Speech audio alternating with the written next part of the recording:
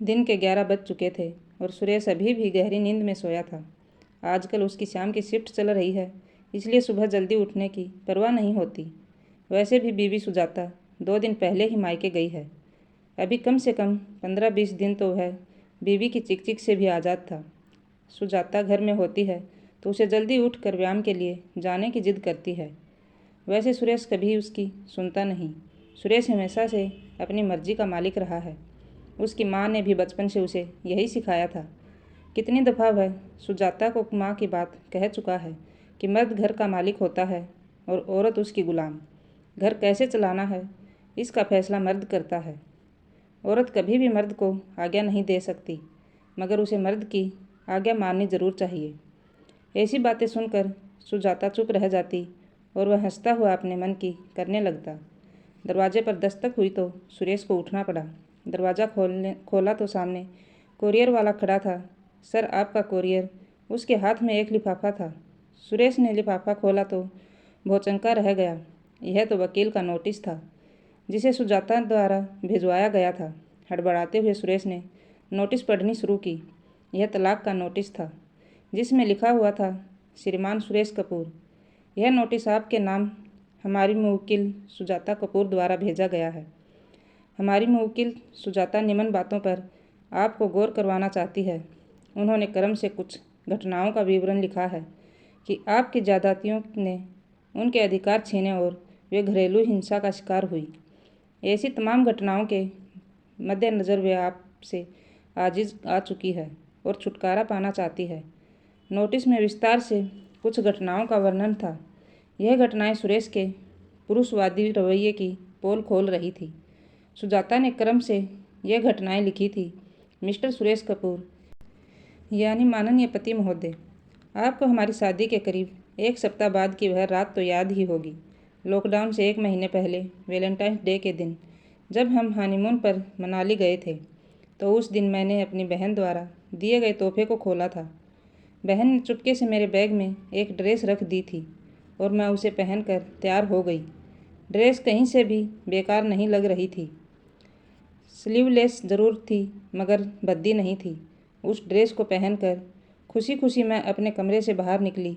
आपने बुरा सा मुँह बनाया, अपने हाथ में पकड़ा हुआ अखबार नीचे फेंका और झकझोरते हुए मुझे यह कहते हुए वापस बाथरूम में ले धकेल दिया कि ऐसी ड्रेस पहनकर साथ चलने की बात सोचना भी मत।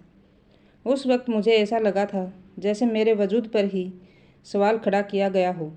क्या मुझे अपनी पसंद के कपड़े पहनने का हक भी नहीं मिलना चाहिए? क्या अपने हनीमून पर अपने पति के साथ भी मैं वेस्टर्न ड्रेस नहीं पहन सकती? नोटिस में एक और घटना का विवरण था।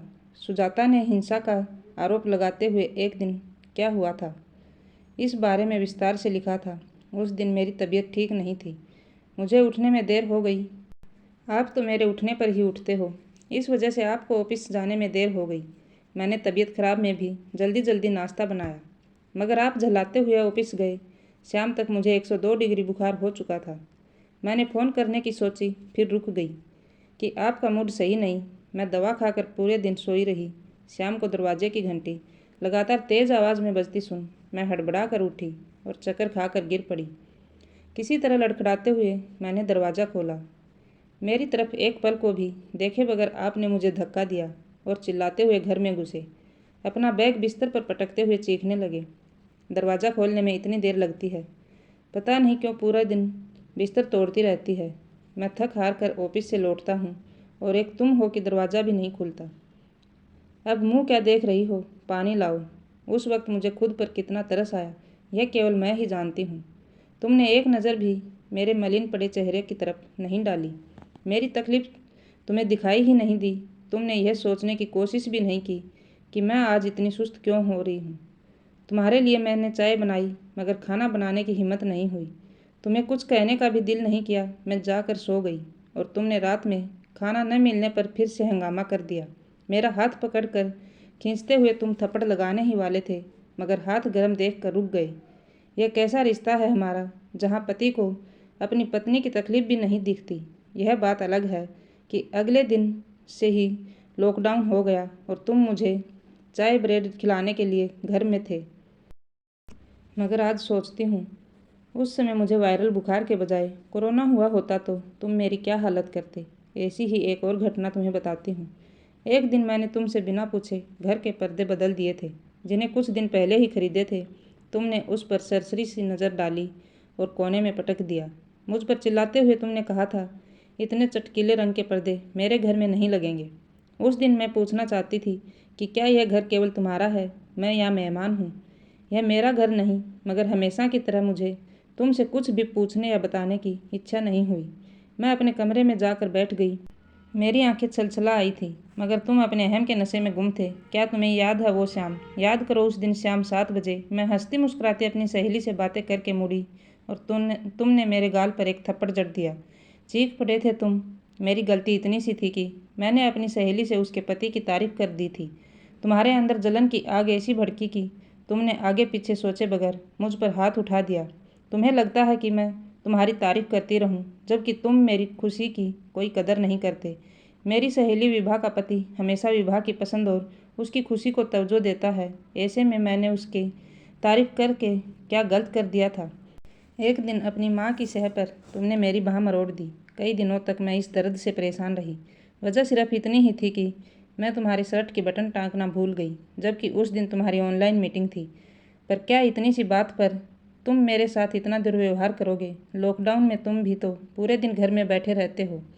ऑफिस का काम तो मुश्किल से 3-4 घंटे करते हो, बाकी समय कभी दोस्त, कभी टीवी। तो क्या कभी बीवी का हाथ बटाना जरूरी नहीं?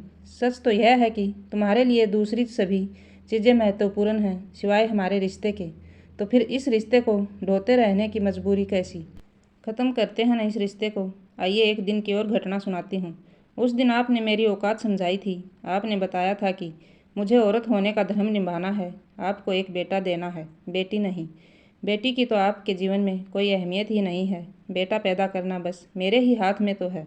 कभी कभी तो मुझे शक होता है कि क्या वाकई आप पढ़े लिखे हो? आपसे बेहतर तो अनपढ़ है, जो अपनी बेटियों को कंधों पर बिठाए दुनिया जहान घूम आते हैं। पर आपके लिए बेटी बोझ है। आपको तो सिर्फ बेटा चाहिए। जाने कैसी रूढ़िवादी मानसिकता में जकड़े हुए हो आप कि जब साथ चलती हूँ तो एक अजीब सी जकड़न का एहसास होता है।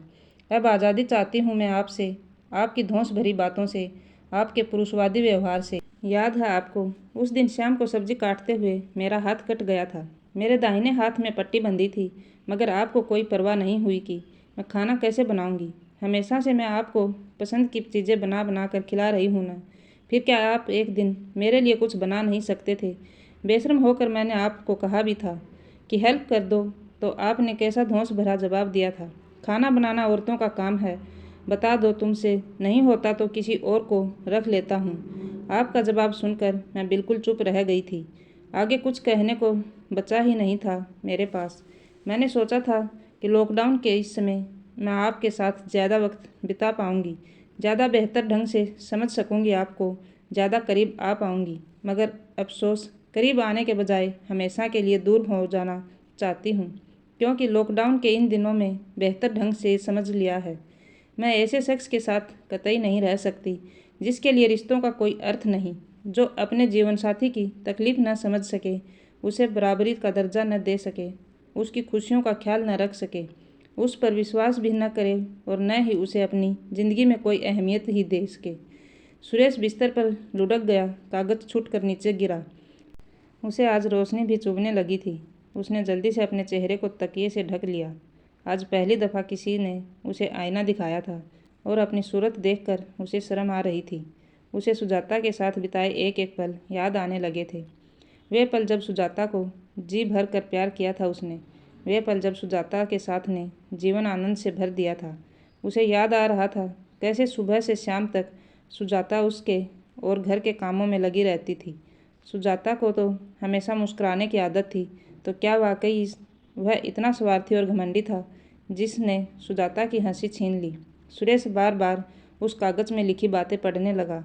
उसमें लिखी हर घटना उसकी आंखों के आगे सजीव हो उठी। वाकई सुजाता ने जो भी लिखा था वह 100% सही था। मगर जब घटनाएं हो रही थी उस वक्त सुरेश ने कभी भी सुजाता की नज़रों में से नहीं सोचा था। सुजाता जो उसकी जीवन साथी है कितनी दुखी थी और सुरेश को इस बात का एहसास भी नहीं था। उसने कभी यह सोचा ही नहीं था कि सुजाता इस तरह सब कुछ छोड़कर भी जा सकती है। उसे तो सुजाता की आदत हो गई थी। उसके बिना घर में कितना अकेला हो जाएगा। एक छोड़ा हुआ पति कहलाएगा। दोस्त पीठ पीछे उसका मजाक उड़ाएंगे। ऐसी कितनी ही बातें सुरेश के जहन में घूमने लगी। सुजाता के यूं मुंह मोड़ने से उसकी ज़िंदगी कितनी बदल जाएगी। पहले तलाक की भागदौड़ और परेशानियां, और फिर सुजाता संपत्ति में भी तो हिस्सा मांगेगी। उसे गुजारा भत्ता भी तो देना पड़ेगा। तलाक के बाद दूसरी शादी की टेंशन भी रहेगी। सुरेश को अपना एक दोस्त विजय याद आया।